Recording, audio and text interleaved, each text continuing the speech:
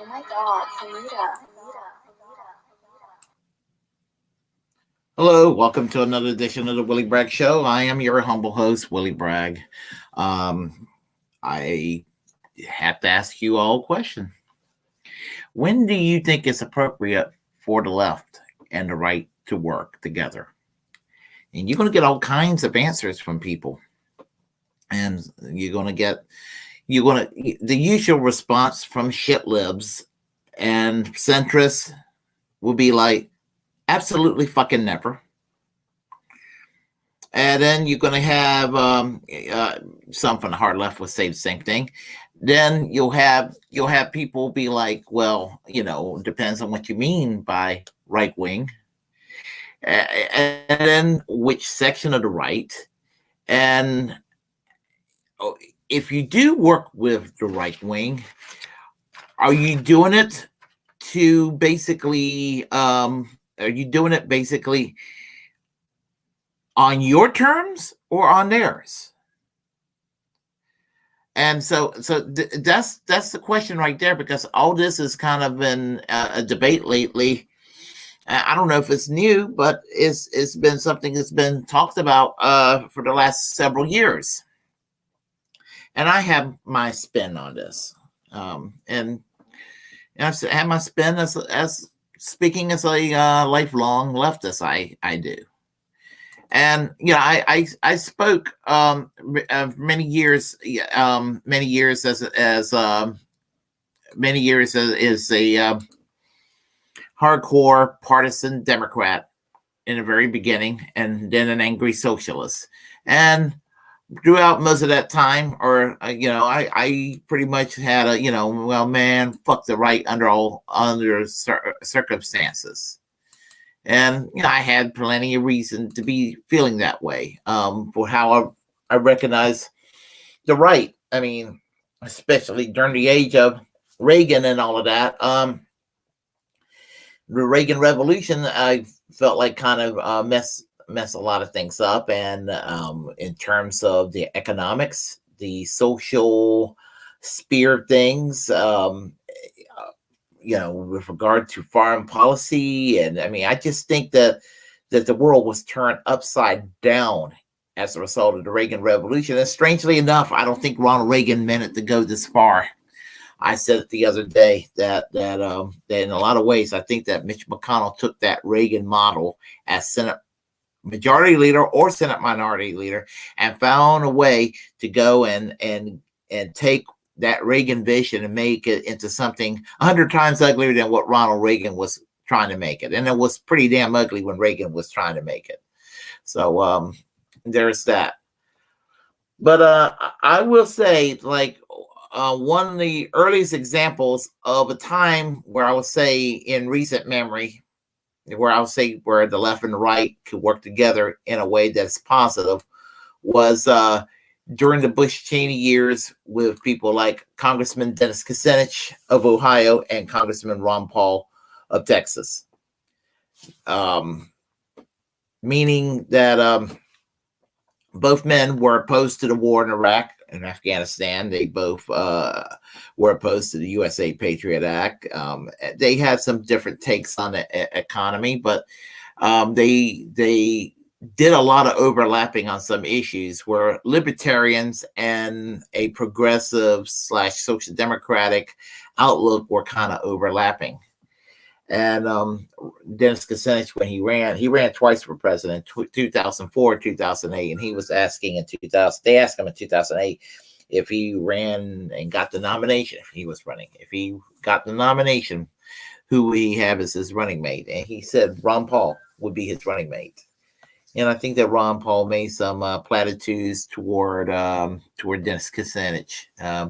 And they worked closely together, and it was a good relationship. And I even respected that relationship back then. And I don't say this too often about Republicans, but Ron Paul is one of the few Republicans I respect. I wouldn't vote for him, but I mean, as I said, I mean, libertarians I can kind of make allowances for. And I don't particularly like the libertarian philosophy, economic libertarianism, or anything like that. So that would be an example of a left-right alliance that would be positive. Now, there is a negative, and I'm going to focus on that negative where I do have a problem. And we're going back to the year 2000. And that was when Pat Buchanan was running for president. Of all people he teamed up with Dr. Lenora Fulani. And if you don't know who Dr. Lenora Fulani is, she was one of the leaders of the New Alliance Party. She's a psychotherapist, I believe, and she and Dr. Fred Newman were like Marxists associated with the International Workers' Party, and they founded the New Alliance Party. Apparently, they're a little bit loopy, a little bit crazy, conspiracy nuts. They alleged anti-Semitism, that sort of thing's been kind of percolated around them as accusations, and which led, a lot of people were like, what the hell happened when she started working with Pat Buchanan? Pat Buchanan, who ran in 2000, was trying to get the Republican nomination and realized he was going to. So he ran as the Reform Party candidate in the year 2000, which I think that in itself destroyed the Reform Party because he was so polarizing. But he's no stranger to things like racism and anti-Semitism. He certainly, if he's not overtly, if he's not really embracing it himself, he uses the dog whistles. I'm sorry, I was yawning. He uses the dog whistles for sure. And it was kind of a weird little political marriage made between the two. And that is the kind of left-right alliance that should be avoided. Absolutely. And, this thing called MAGA communism, hashtag MAGA communism, I got corrected by some folks. I saw hashtag communist MAGA online on the Twitter, but apparently it's called hashtag mega communism. I don't really want to talk about it that much, but it kind of relates to this. But I just want to make that as a clarification there. Anyway, suffice to say, getting back to what I was saying, now regarding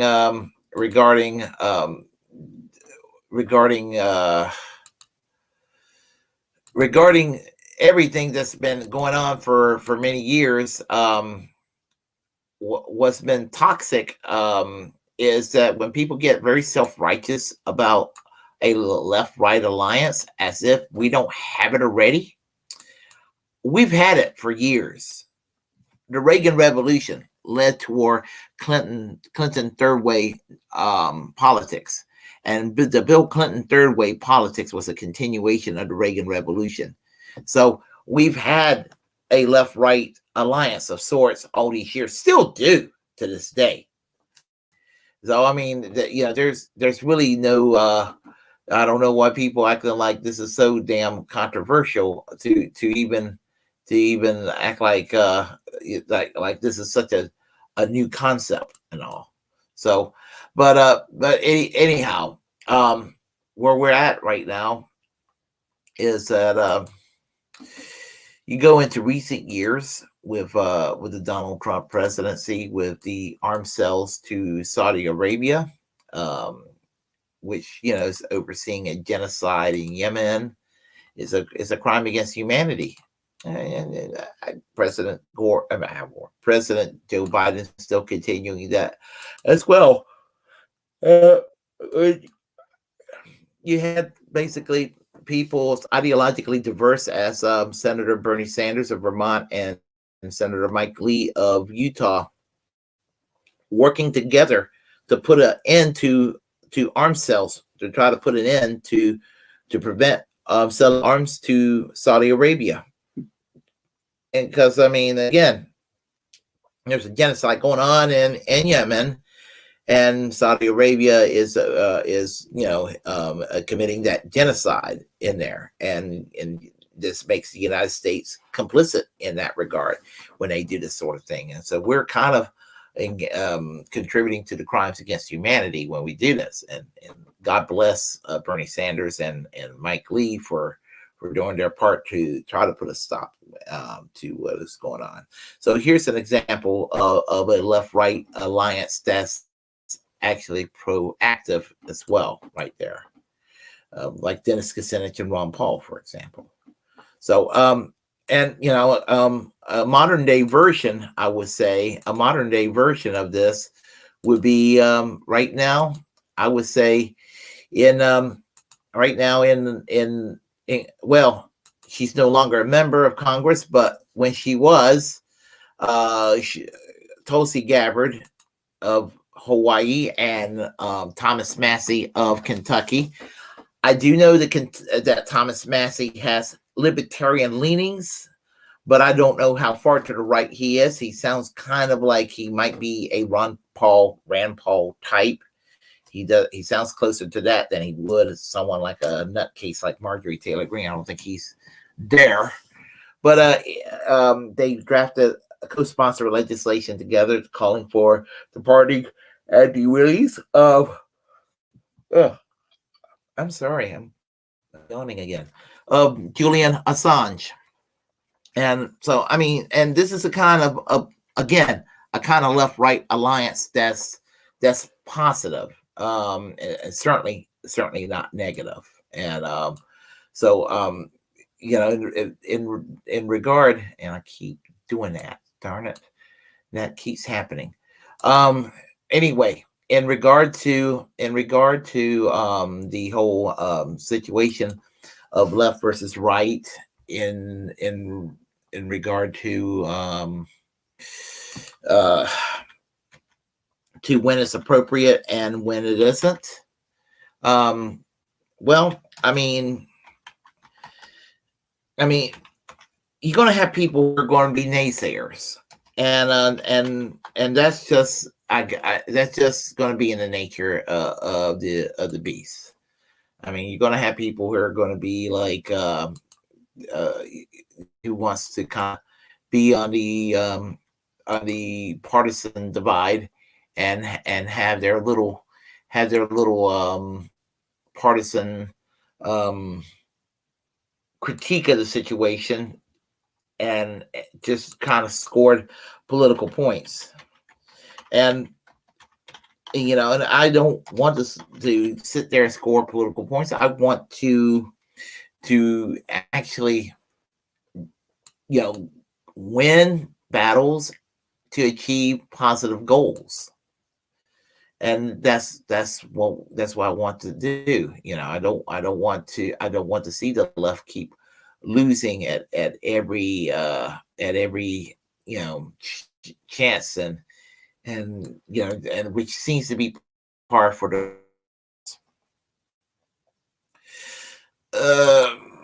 anyway. Right now, recently, and about a month and a half ago, the former press secretary for Bernie Sanders, that's Breonna Joy Gray, who was probably one of the best people to work for Bernie Sanders in the 2020 campaign. And wonderful thing about her is there were probably 20 more Breonna Joy Grays around. We would have been seeing a President Bernie Sanders in the White House. Not just a Bernie Sanders in the White House. We would have probably seen a 1980s while he was Mayor Bernie Sanders, or 1990s while he was a member of the U.S. House of Representatives Bernie Sanders. A feisty, angry Bernie Sanders, fighting for the justice that we need to, the kind of justice that we need to see. And there you go. That's my point, is that he got accused recently of basically sucking up to Tucker Carlson over her remarks regarding his great replacement theories. And I listened to it. I don't think it was any sort of defense of Tucker Carlson.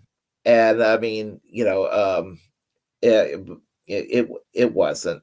And then she got in additional trouble with her Marjorie Taylor Greene comment regarding to the FBI raid at Donald Trump's estate. Now, she wasn't defending Marjorie Taylor Greene with regard to the tweet. What happened was that Breonna Joy Gray was saying that maybe that the left better do what they can in order to not have someone like a Marjorie Taylor Greene hijack the issue. And it just seems like something happens in this country where sometimes the wrong side ends up hijacking the issue, and it ends up harming the left in the long run, and it shouldn't be. And we know that Marjorie Taylor Greene did not care about what happened to African Americans with regard to the FBI or what happened to leftists. We know that. Only thing she cares about is what happens to her great leader, Donald Trump. That's all she cares about. But the difference between the left and someone like Marjorie Taylor Greene is someone like a Breonna Joy Gray don't want the abuses of the FBI across the board against the people, without any sort of due process and what have you. But again, her words were taken out of context, and she was attacked viciously, as some sort of right winger, And there are other examples of other people being attacked too. I mean, I've heard Nomiki Konst insinuate that Crystal Ball, for example, was right wing for criticizing AOC over the situation regarding the union organizing effort by Chris Smalls of Amazon in Staten Island, and because AOC went out of her way to go and to take credit for something that she should not have been taking credit for, because she was so busy going to the Met Gala with the fucking Chick-fil-A dress that she was wearing, and that was ridiculous, the Chick-fil-A dress that she was wearing. But suffice to say that it's just crazy that to sit there and call Crystal Ball right wing for dare criticizing AOC. I noticed that after she got a little bit of pushback from the left, AOC did become slightly better. She still got a hell of a lot of improvement to achieve, but she knows she fucked up, and the fact that she did fuck up, she went and basically tried to smear her, and Nomiki Kuntz herself is very establishment and very very shit libby and very right wing in her own way, and that's the thing right there. I mean, is she better than a Hillary Clinton type? Sure, but is she? I mean, she's definitely to Crystal Ball's right. Oh my goodness, anyhow, but it's just, when is it appropriate, as I said, for the left and the right to work together? And I say the only time, in a nutshell, where the left and the right should work together if the left benefits from this. And when the left benefits from this on a very, very tangible substance level, ironically, individuals on the right in a very benign way will benefit from this. We're talking about economics, living wage jobs, talking about guaranteed medical care, talking about vacation time, retirement, lowering the retirement age, things like that. Talking about a good quality of life for the people.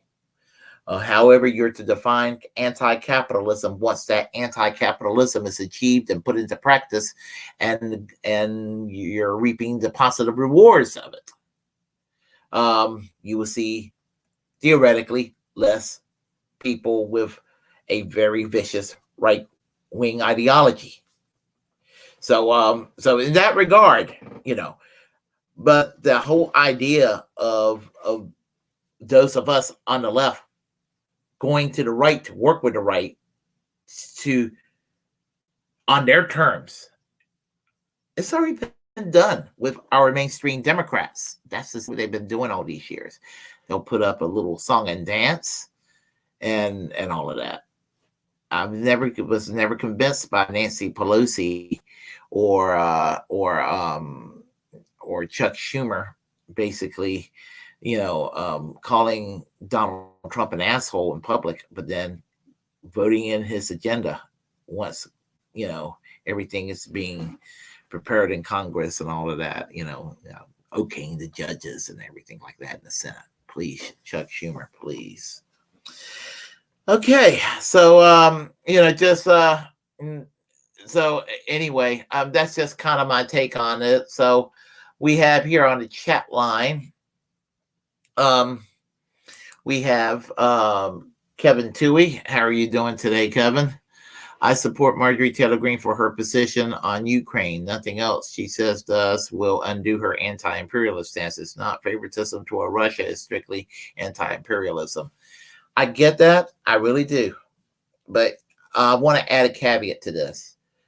There is this thing called compulsive contrarianism by both parties. And both parties will be doing the opposite because they want to own the other side. The two parties exist today basically to own the other side. That's all they ever care about. And so I'm not necessarily convinced that Marjorie Taylor Greene has the interest of our soldiers or world peace for that matter. Case in point, when she voted against the $40 billion in aid to the Ukraine, military aid to the Ukraine, was she correct to vote against it? In regard to the baby formula shortage that she talks about, absolutely. But she basically lost her credibility when she voted against any voucher relief program for baby formula, because she just wanted to go and just stick it to the president. And I'm all for sticking it to the president but do it in a way where good things can happen. There's nothing good that can happen, when it's an empty gesture from Marjorie Taylor Greene. Let's see. Crystal is imperialist. That's his right wing. That is as right wing as you need. I don't. I think at the very beginning they did engage in some rhetoric. I think I know what you meant. I think they did engage in some rhetoric in the beginning because it was kind of in the beginning, and it caught us all by surprise. I didn't think it caught me by surprise. I know there was some tension going on between Ukraine and Russia, but now I think that little by little, I think that there will be a consensus against war. I'm hearing people on the left now starting to take a more anti-war position. So, and I have from day one, because I am consistently anti-war, for example. So AOC is so pro-imperialist, as right-wing as she need to be, in my definition. She's had some bad takes on some issues. She did, and I was a little upset about her letting Nancy Pelosi, after she voted no, or voted against the Iron Dome funding, and then Nancy Pelosi went and pecked at her like a Karen that she is, and then she went and voted president. It's like, okay, I see. So anyway, let's see what we got here. Let's see. The right, hey, Dirtbag-Left. The right is pro-capitalism by definition, though, and that is correct. And I will not work with the right on things like labor issues, and it won't work with the right on anything like that. Again, I won't even work with Marjorie Taylor Greene on so-called anti-war issues, because I don't trust her. Rand Paul, I can trust Rand Paul. I don't agree. Rand Paul can fuck himself on national right to work laws that he supports. He supports national right to work legislation. He can fuck off on national right to work legislation. But on things like opposition to funding for wars or sending troops over into another country, then I say thumbs up. To take it on a case by case. He's not getting my vote. He's not getting a donation from me. At the best, he just gets some nice words from me on that given issue. Just because I say something nice about Rand Paul doesn't mean I'm praising him to the sky on everything. I got a lot of problems with Rand Paul. So, for example, and as I said. So marijuana legalization or whatever issue you can imagine, if there's as long as it's on the left's terms and you don't give an inch to the right, and where the right's going to come out ahead and the left is going to lose, I don't have a problem with it. That's basically the point. But there are times you do not work with the right at all. You don't work with David Duke. That's somebody you don't work. You don't work with Richard Spencer. You don't work with Matthew Heimbach or someone like that. You don't work with these folks. You don't work with Lawrence Southern, or you don't work with Marjorie Taylor Greene or Lauren Boebert. Because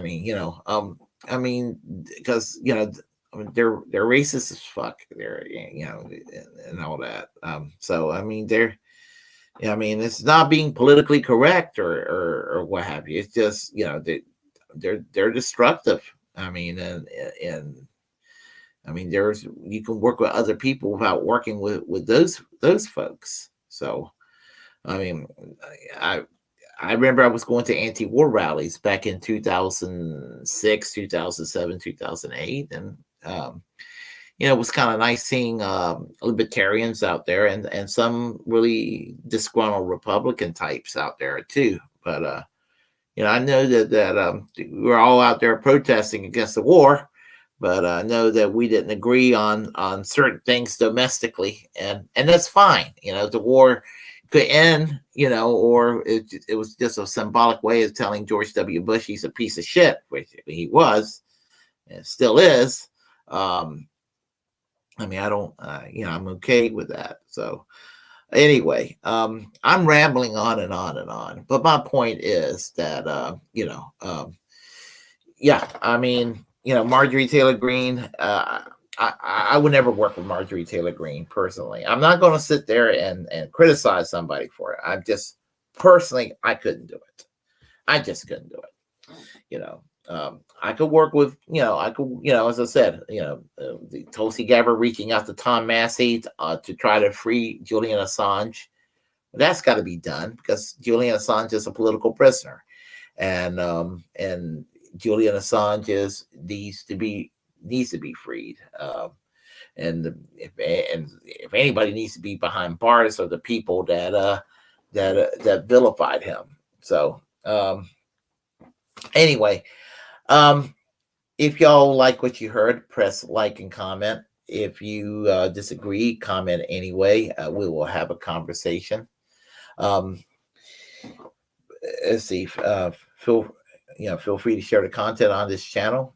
As a First Amendment absolutist, it's my duty to inform you to create your own platform and utilize it because we are the muckrakers of our time. Hit that subscribe button, hit that notification bell, and be sure to follow me on YouTube, on Twitch, Twitter. I'm almost all the time on Twitter, and on Rumble. Still working on that. And next Thursday, can't remember the date. I'll make the announcement later on.